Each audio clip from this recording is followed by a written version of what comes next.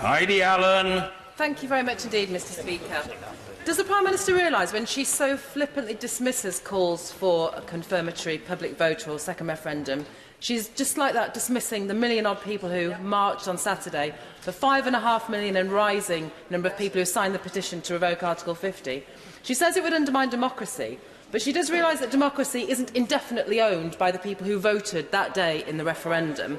It's not owned by the government, it's certainly not owned by the Conservative Party, and it is most definitely no longer owned by the Prime Minister. Our country's future is owned by the people.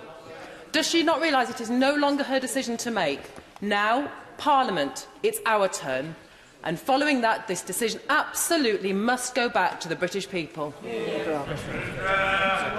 Can I remind the Honourable Lady that actually Parliament has already had a vote in relation to a second referendum, and Parliament rejected the concept of a second referendum in that vote. Mr. Richard Drax. Mr. Speaker, for 2 years we have heard the opinions of MPs in this place, the majority of whom, sadly, do not want to leave the EU or want it watered down to the extent that, in fact, we really haven't. That is the problem the Prime Minister is dealing with. Prime Minister, what about the people of this country who voted overwhelmingly to leave LEAVE, the EU?